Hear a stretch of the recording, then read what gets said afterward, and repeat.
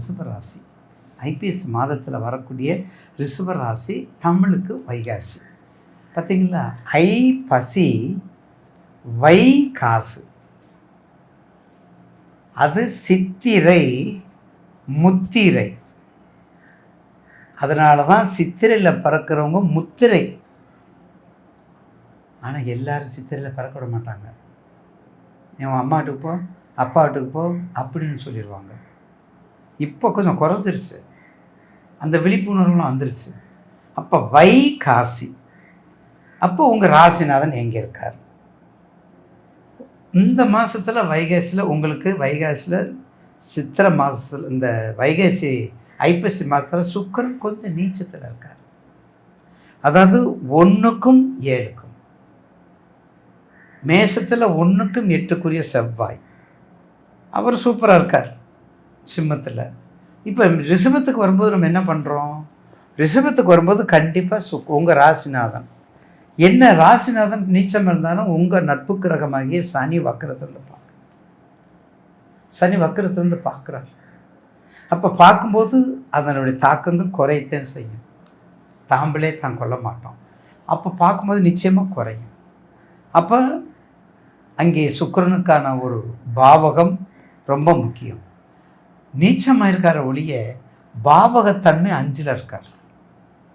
அப்போ 5ஆம் பாவம்ங்கிறது அறிவுக்குரியது, பூர்வ புண்ணியத்துக்குரியது, குலதெய்வத்துக்குரியது. குலதெய்வத்தை கண்டுபிடிப்பதற்குரிய கோலே சனீஸ்வரன். இந்த குலதெய்வம் எங்கே இருக்கிறாரு, இந்த குலதெய்வத்தை எப்படி கண்டுபிடிக்குதுன்னு நம்ம அனுகிரகம் வாங்கக்கூடியவர் சனீஸ்வரர் தான். அப்போ சனீஸ்வரரே குலதெய்வத்தை அந்த 5ஆம் இடத்தை பார்க்குறாரு இல்லையா? ஏற்கனவே மீனத்திலிருந்து அவர் பார்க்குறாரு. அப்போ என்ன ஆகும்? குலதெய்வ வழிபாடு நல்லா கும்பிட்றாரு ரிஷபராசி நேரில்.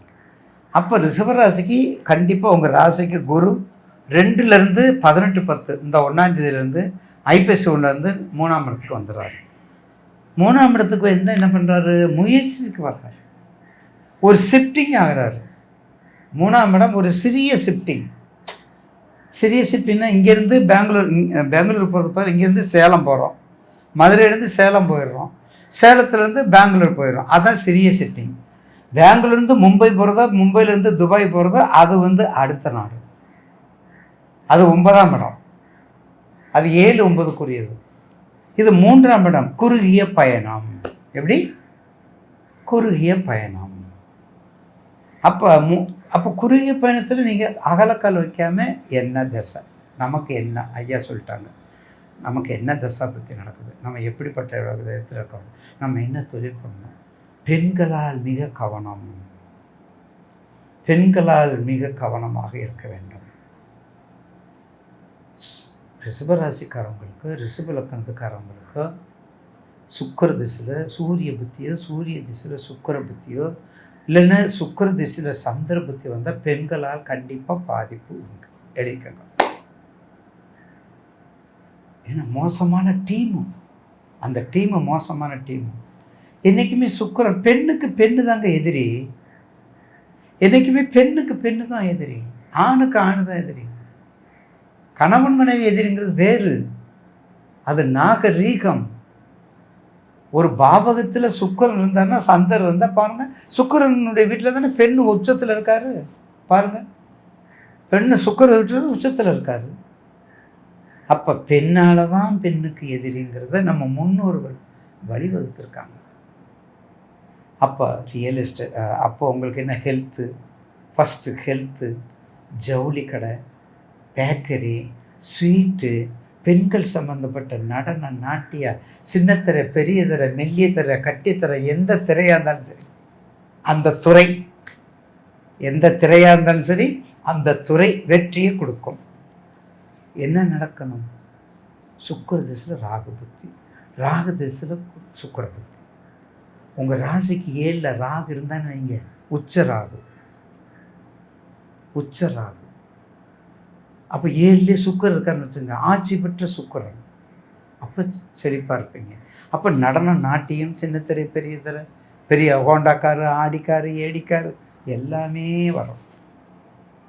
ஏன்னா உங்களுக்கு கோச்சாரத்திலும் சரி, இந்த வருஷம் சனி பயிற்சியிலும் சரி, முதல் சுற்று முடிஞ்சவங்களுக்கு ராஜயோகம் அப்படின்னு எல்லா அறிஞர்களும் சொல்கிறோம்ல, நான் சொல்ல மாட்டேன். ஏன் சொல்ல மாட்டேன்? எல்லாரும் கேட்டிருக்காங்க. இந்த சாமி இந்த நவஞ்சயம் மட்டும் ஏன் ரிஷபராசிக்கு ஒன்றுமே சொல்ல மாட்டேங்கிறாரு? எல்லாரும் ராஜயோகம்ங்கிறாங்க, சக்கரவர்த்தி யோகம்ங்கிறாங்க, கவி சக்கரவர்த்திங்கிறாங்க,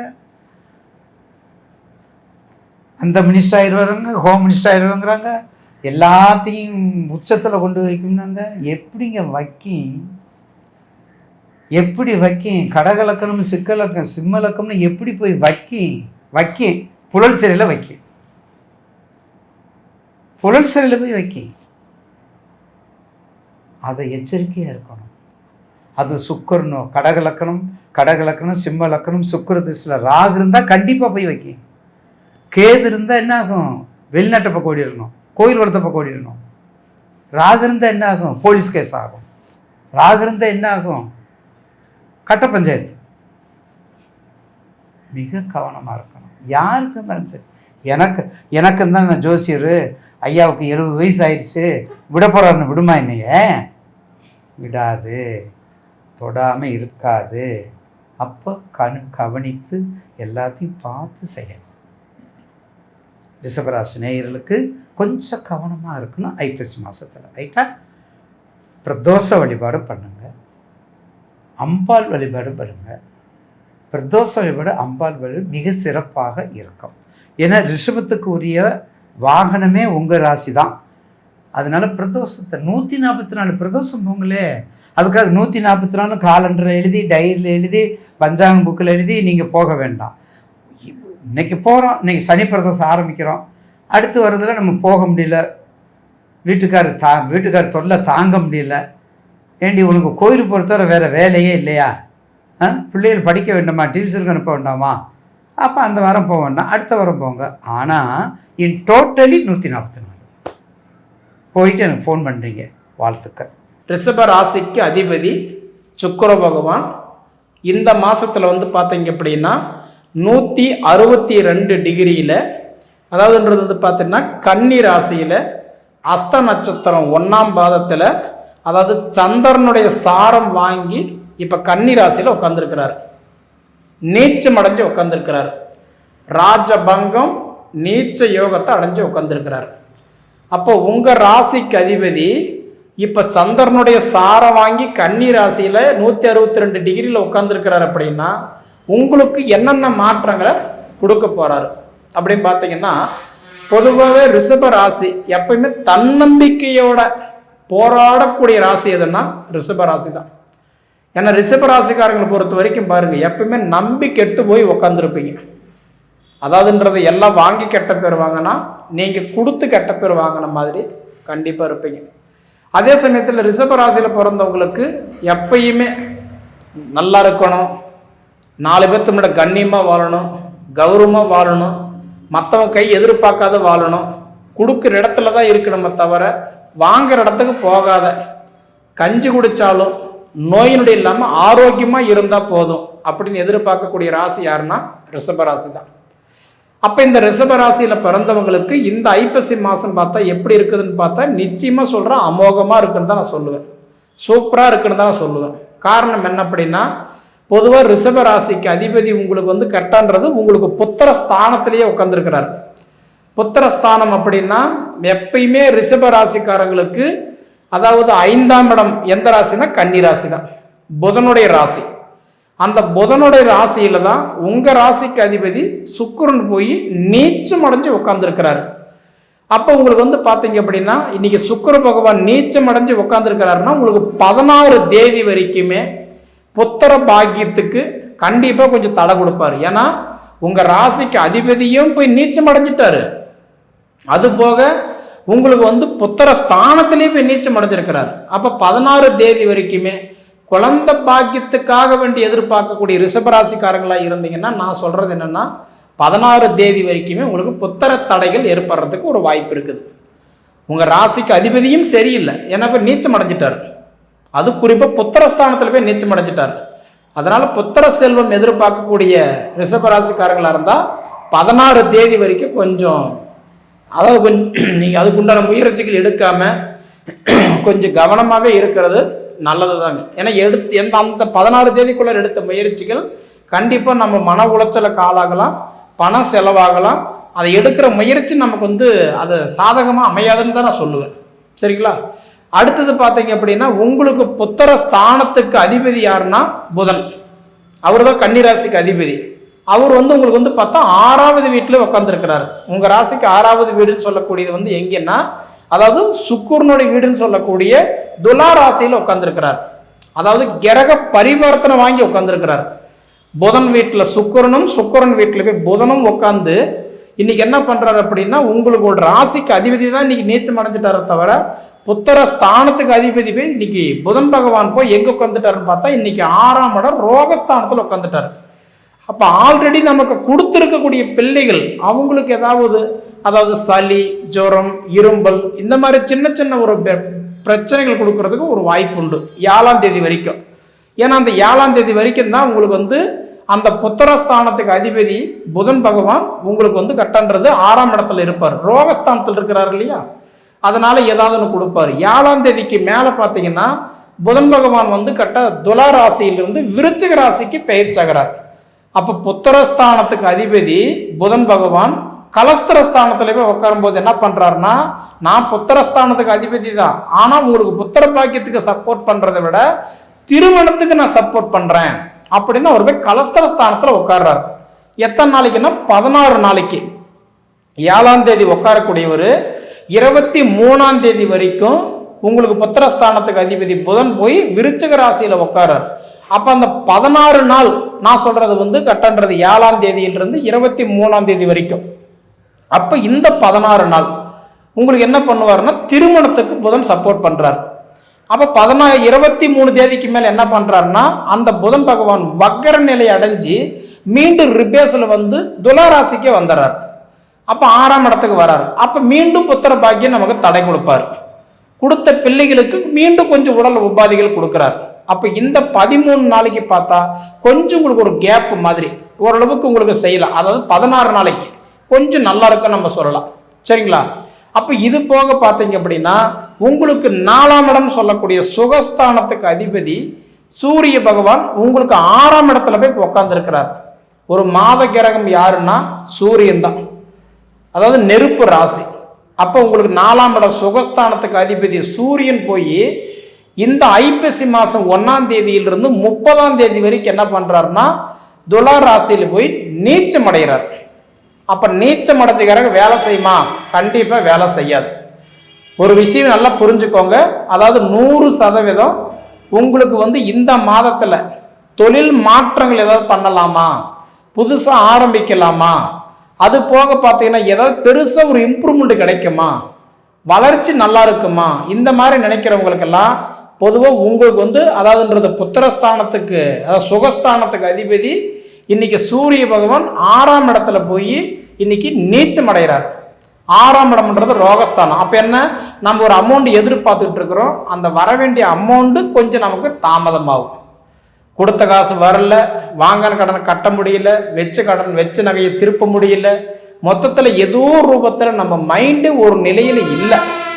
இது பண்ணலாமா, அது பண்ணலாமா, அப்படி போகலாமா, இப்படி பண்ணலாமா, எது செஞ்சா நல்லா இருக்கும், எதை சாப்பிட்டா நம்ம பெத்தம் தெரியுன்ற மாதிரி. அப்ப நான் சொல்றது என்னன்னா, உங்க ராசிக்கு அதிபதி அதாவதுன்றது சுக்கிர பகவான் போய் நீச்சம் அடைஞ்ச மாதிரி உங்களுக்கு சுகஸ்தானத்துக்கு அதிபதி போய் சூரியனும் போய் நீச்சம் அடைஞ்சிருக்கிறார். அப்ப இந்த மாதிரி இருக்கக்கூடிய காலகட்டங்கள் என்னன்னா, இந்த மாதத்துல உங்களுக்கு ஜாமீன் கையெழுத்து போடுறதோ, கூட்டு தொழில் பண்றதோ, 10 ரூபா வாங்கி கொடுக்கறதோ, உதவின்னு செஞ்சா கூட உபத்திரியம் தான் வரும். தேவையான விஷயங்கள் என்ன அது நீங்க பண்ணுங்க. தேவையில்லாத விஷயத்துல இன்வால்வ் ஆகாதீங்க. சரிங்களா? சுகஸ்தானத்துக்கு அதிபதி கட்டான்றது சூரியனா இருந்தாலும் சுகஸ்தானம்னா என்ன, அம்மாவுடைய இடம். அப்ப நமக்கு இந்த உடல்ல ஆரோக்கியம், ஏதாவது ஒரு சின்ன சின்ன பிரச்சனை, அம்மாவுக்கு நல்லா இருந்தா அப்பாவுக்கு நல்லா இல்லை, அப்பா நல்லா இருந்தா வாரிசுக்கு நல்லா இல்லை, வாரிசு நல்லா இருந்தா கணவனுக்கு நல்லா இல்லை, கணவன் நல்லா இருந்தா மனைவிக்கு நல்லா இல்லை. குடும்பத்தை அப்படியே சுத்திக்கிட்டு தான் இருக்கும். நான் சொல்றது உங்களுக்கு தெரியுதுங்களா? அதனால இந்த மாசம் உங்களுக்கு எப்படின்னா முழுக்க கொஞ்சம் கவனமா இருக்க வேண்டிய ஒரு காலகட்டம் தான் நான் சொல்லுவேன். அதாவது ரிஷபராசி பொறுத்த வரைக்கும் இன்னைக்கு எப்படின்னா, பொறுமையா ஹேண்டில் பண்ணனா எந்த ஒரு விஷயத்தையும் நீங்க சமாளிச்சுக்கலாம். சரிங்களா?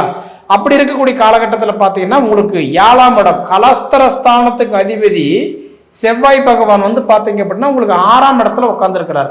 அப்போ அந்த செவ்வாய் பகவான் வந்து உங்களுக்கு 10ஆம் தேதி வரைக்கும் திருமண தடைகள் கொடுத்துக்கிட்டே இருப்பார். ஏன்னா உங்களுக்கு வந்து 7ஆம் இடம் கலஸ்தரஸ்தானத்துக்கு அதிபதி உங்களுக்கு வந்து பார்த்தீங்கன்னா இன்னைக்கு 6ஆம் இடத்துல ரோகஸ்தானத்தில் உட்கார்ந்துருக்கிறார். அப்போ 10 தேதி வரைக்குமே பார்த்தா திருமண தடைகள் ஏற்படுறதுக்கு ஒரு வாய்ப்பு உண்டு. பொண்ணு பார்த்துருக்கலாம், மாப்பிள்ளை பார்த்துருக்கலாம், கை நினைச்சிருக்கலாம், இதுதான் மாப்பிள்ளை இதுதான் பொண்ணுன்றது கூட இன்னைக்கு ஃபிக்ஸ் பண்ணியிருக்கலாம்.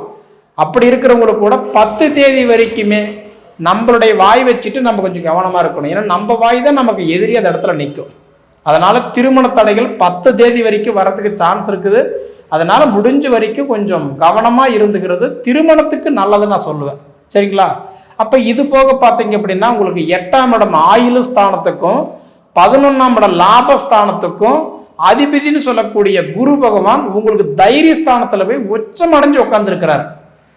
அப்படி பார்த்தீங்கன்னா இன்னைக்கு குரு பகவான் உச்சம் அடைஞ்சு உங்க ராசிக்கு 3ஆம் இடத்துல தைரியஸ்தானத்தில் உச்சம் அடைஞ்சதுனால இந்த இடம் வாங்கணும், வீடு கட்டணும், மண்மனை அமைக்கணும், மண்மனை சார்ந்த விஷயங்கள் எதிர்பார்க்குறீங்க, வீட்டுக்கு இந்த ஆடம்பர அத்தியாவசிய பொருட்கள் எதிர்பார்க்கலாம்னு இருக்கிறவங்க, கார் எடுக்கலாம், வண்டி எடுக்கலாம், இந்த மாதிரி வந்து ஏதாவது ஒரு பொருள் வாங்கணும்னு நினைக்கிறவங்களுக்கெல்லாம் கண்டிப்பாக உங்களுக்கு நான் சொல்றது என்னன்னா இந்த அக்டோபர் மாதம் 17ஆம் தேதியிலிருந்து நவம்பர் மாதம் 11ஆம் தேதி வரைக்கும், அப்போ புரட்டாசி மாதம் 31ஆம் தேதியிலிருந்து இந்த ஐப்பசி 25 வரைக்கும் பார்த்தீங்க அப்படின்னா உங்களுக்கு இந்த வாகன யோகம், மண்மனை யோகம், இடம் வாங்குறது, பூமி அமைக்கிறது, சரி பண்றது, இந்த மாதிரி விஷயமெல்லாம் உங்களுக்கு ஓரளவுக்கு நல்லா இருக்கும். அப்ப இதுல இருந்து என்ன தெரியுது அப்படின்னா உங்களுக்கு புத்திர பாக்கியம் தான் இந்த மாசத்துல கொஞ்சம் முன்ன பின்ன தடையா இருக்குமா தவிர அது போக உங்களுக்கு இந்த வளர்ச்சி எல்லாம் ஓரளவுக்கு இந்த மாசம் நல்லதா இருக்கும். அதே மாதிரி இந்த திருமண தடைகள் அப்படின்றது ஒரு சிலருக்கெல்லாம் சாதகமான நேரங்களும் கொடுத்துருக்கிறாரு. சரிங்களா? இந்த மாதிரி காலகட்டத்தில எல்லாம் பார்க்கும்போது இடம் மாறுறது, மண்மனை மாற்றலாம், புதுப்பிக்கலாம், ஆல்ட்ரேஷன் பண்ணலாம், இந்த மாதிரி விஷயங்கள் செய்யலாம்னா நீங்க யாரையும் கேட்க வேண்டியதில்லை, தாராளமா நீங்க பண்ணலாம். சரிங்களா? சரி நேயர்களே, அதாவது உங்களுடைய பொன்னான நேரத்தை ஒதுக்கி இவ்வளவு நேரம் என்னுடைய காணொலியை நீங்க முழுமையா பார்த்ததுக்கு மனசுல இருந்து கேட்டுக்கிறேனுங்க. நன்றி. ரிஷபராசி என்பவர்களுக்கான வீடியோ. இந்த ரிஷபராசி அன்பர்களின் வாழ்க்கை நிகழ்வுகளை எண்ணி பார்க்கும்போது ரிஷபத்தின் தத்துவம் ஆடு என்ன செய்யும் அப்படின்னாக்கா தன் பிள்ளைகள் மேலே அதிகமான பாசங்களை வைத்திருக்கக்கூடிய ஒரு அமைப்புகளாக இருக்கும். அப்போ இந்த ரிஷபராசி அன்பர்கள் எப்பவுமே தன் குடும்பம், தன் பிள்ளைகள் இது மேலே அதிகமான அக்கறை எடுத்துக்குவாங்க. அதுக்கு பிறகுதான் சமுதாயத்தை பற்றி சிந்திக்கக்கூடிய நபர்களாக இருப்பாங்க. அதே நேரத்தில் இந்த ரிஷபராசி அன்பர்கள் எப்பொழுதுமே நீதி, நேர்மை, நியாயத்தைக்கு கட்டுப்பட்டு நடப்பவர்களாக இருப்பாங்க. யார் தப்பு செய்தாலும் அதை தட்டி கேட்கறதுல முதல் நபர்களாக இருக்கக்கூடிய நபர்களாக இருப்பாங்க. அதுக்கு தகுந்த மாதிரி தன் மீள எந்த விதத்திலையும் குற்றங்கள் இல்லாத தன்னை பார்த்து கொள்வாங்கன்ற விதிங்க. ஆனால் இந்த கலியுகத்துக்கு இதை மாதிரி நீதி, நேர்மை, நியாயத்துக்கெல்லாம் பலனே கிடையாதுங்க. இந்த கலியுக காலகட்டத்தில் நிறைய பேர்கள் தவறு செய்யக்கூடிய நபர்களாக தான் உருவெடுப்பாங்க. அதையெல்லாம் நம்மளால் திருத்திக் கொள்ள முடியாது. அதை படைத்த இறைவனே அவன் திருத்திக் கொள்வான்ற மாதிரி விட்டுட்டு தன் வேலை, தன் செயல்களின் மேலே எண்ணங்களை நீங்கள் நாட்டினீங்க அப்படின்னாக்கா எதிர்கால வாழ்க்கை உங்களுக்கு சிறப்புள்ளதாக இருக்கும். இல்லை சமுதாயத்தில் இந்த மாதிரி கண்முன்னே தப்பு நடக்குது, இதை நான் தண்டித்து தான் தீரணுன்ற மாதிரி நீங்கள் போனீங்கன்னா அதனால் கொஞ்சம் மன உளைச்சலுக்கு ஆளாகக்கூடிய காலகட்டங்களாக உருவாகும். எப்பொழுதுமே உங்களோட ஜாதகத்தின் அடிப்படையில். ஏன்னா ரிஷபராசின் குணமே அதுதான், எதிராளிகளை வென்று வர்றது தான் உங்களோட வேலைகளாக இருக்கும். ஆனால் எப்படி ஏற்றுன்னு போடானாலும் வென்று வந்துடுவீங்க. ஆனால் இருந்துட்டாலும் கொஞ்சம் இந்த நேரத்தில் கொஞ்சம் சுய கட்டுப்பாடுன்றது இந்த மாதத்தில் வேண்டும்.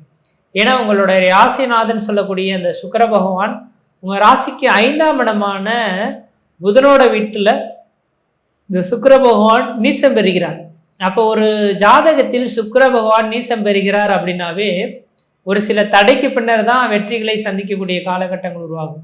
அப்போ இந்த மாத காலகட்டத்தில் ஒரு சில தடைகளும் தாமதங்களும் ஏற்படுறதுக்கான வாய்ப்புகள் உண்டு. தடைக்கு பின்னரே வெற்றிகள் ஏற்படக்கூடிய ஒரு காலகட்டமாக இருந்துகிட்ருக்கு. நீங்கள் எனக்கு தெரிஞ்சளவு என்ன நினைக்கிறீங்க அப்படின்னு செய்கிறீங்க அப்படின்னாக்கா இந்த மாத காலகட்டத்தில் புதிய தொழில் தொடங்குவதோ, உத்தியோகம் பார்ப்பதோ, ஜாமீன் கையெழுத்து போடுவதோ, கொடுக்கல் வாங்கல் விஷயமோ செய்யாமல் அன்றாட வேலைகளை மட்டும் செய்துட்டு வந்தால் பெரிய லெவலில் பாதிப்புகளை குறைத்து கொள்ள முடியுன்றது உங்களோட இந்த ஐப்பசி மாத கிரக நிலையின் பலன்கள் அப்படின்றது சொல்லலாம். அடுத்ததான் இன்னொரு விஷயம் என்னன்னாக்கா இது நாள் வரலும் இந்த குரு பகவான் உங்களுக்கு ராசிக்கு 3ஆம் இடமான முயற்சி ஸ்தானத்துக்கு சென்றிருக்கிறார். இது குறிப்பிட்ட காலகட்டம் தான், இந்த டிசம்பர் மாத காலகட்டம் தான் இங்கே இருக்க போகிறார். அதுக்கு பிறகு திரும்ப உங்களோட தனஸ்தானத்துக்கே வந்துடுவார். 3ஆம் இடத்துக்கு இந்த குரு பகவான் செல்றதுனால உங்களுக்கு முயற்சிகள் எல்லாமே பலிதமாகக்கூடிய காலகட்டங்கள் உருவாகும். இதனால் வரலும் கிடப்பில் போடப்பட்ட ஒரு சில விஷயங்கள் அது தூசு தட்டி எடுத்து செயல்படுத்தக்கூடிய ஒரு காலகட்டங்களை உருவாகும். உங்களோட முயற்சிகளுக்கு ஒரு நல்ல ஒரு பலன்கள் ஏற்படக்கூடிய காலகட்டமாக இந்த ஐப்பசி மாத கிரக நிலையானது இருந்துட்டு இருக்கு. அதே போல இந்த குரு பகவான் பார்வை பலன்களுக்கு பலன் அதிகம் அப்படின்றீங்க. அப்போ இந்த குரு பகவான் பார்த்தீங்க அப்படின்னாக்கா இந்த ஐப்பசி மாதம் 18ஆம் தேதி அன்று தான் இந்த கடகராசிலே அதிசாரமாக பயிற்சி அடைகிறாருங்க. அப்போ கடகராசியில் அதிசாரமாக பயிற்சி அடைந்து அவர் பார்க்கக்கூடிய இடமானது உங்களுடைய ராசிக்கு 7ஆம் இடம் கலஸ்திரஸ்தானத்தை பார்க்க இருக்கிறார். அப்போ 7ஆம் இடத்தை கலஸ்திரஸ்தானத்தை பார்க்க இருக்கிறதுனால வெகு நாட்களாக திருமணம் ஆகாத நபர்களுக்கு திருமண வாய்ப்புகள் இந்த மாத காலகட்டத்தில் கூடி வரலாம். அதே போல் புத்திரக்காரகனான குரு பகவானே அந்த புத்திர ஸ்தானத்தை பார்க்க இருக்கிறதுனால கண்டிப்பாக குழந்தை பேர் இல்லாத நபர்களுக்கு இந்த நேர காலகட்டத்தில் குழந்தை தரிக்கிறதுக்கான வாய்ப்புகளும் மிகவும் பிரகாசமாக இருந்துட்டுருக்கு. சமுதாயத்தில் உங்களுக்குன்ற தனித்த மதிப்பு, மரியாதை, கௌரவம், அந்தஸ்து, புகழ் உருவக்கூடிய காலகட்டங்களாகவும் இந்த மாத காலகட்டங்கள் இருந்துட்டு பார்க்க முடியுது. அடுத்ததாக பார்த்தோம் அப்படின்னாக்கா உங்களோட ராசிக்கு 9ஆம் இடத்தை இந்த குரு பகவான் சமசப்தமாக பார்க்க இருக்கிறார். தந்தை வழி சொத்து சோகத்தினால ஒரு சில ஆதாயங்களை ஏற்படுத்தக்கூடிய காலகட்டங்களாகவும் தந்தைக்கும் உங்களுக்கும் ஒரு இணக்கமான சூழல்கள் ஏற்படக்கூடிய ஒரு காலகட்டமாகவும் இந்த மாத காலகட்டமானது உதயமாகுது. அதே போல் உங்களோட ராசிக்கு பார்த்தோம் அப்படின்னாக்கா 11ஆம் இடமான லாபஸ்தானத்தை குரு பகவான் பார்க்குறாரு. இதுதான் மிகப்பெரிய ஒரு விசேஷமான ஒன்று. ஒரு மனிதன் எப்படி தான் உழைக்கிறோம் சம்பாதிக்கிறோம் அப்படின்னாலும் கொஞ்சமாவது கடுகளவாவது யோகம் இருக்கணும்னு சொல்லுவாங்க இல்லைங்களா?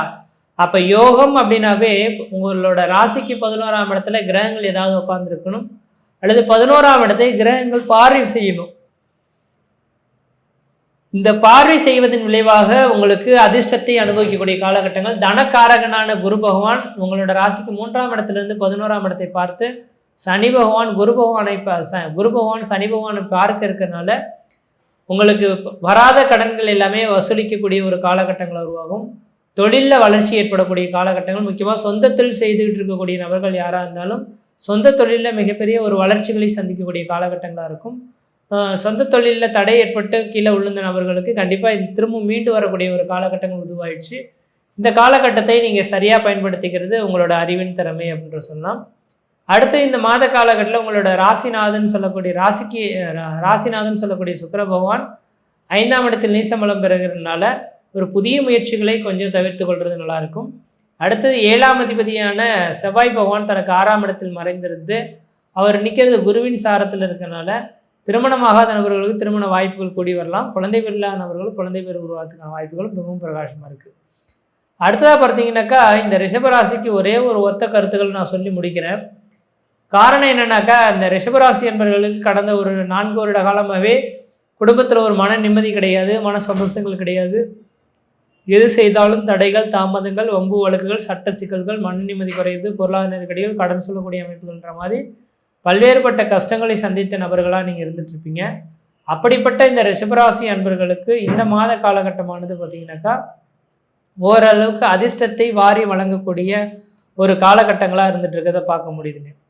ஏன் என்ன காரணம்னாக்கா உங்களோட ராசிக்கு 11ஆம் இடத்துல சனி பகவான் வலுவாக இருக்கிறார்.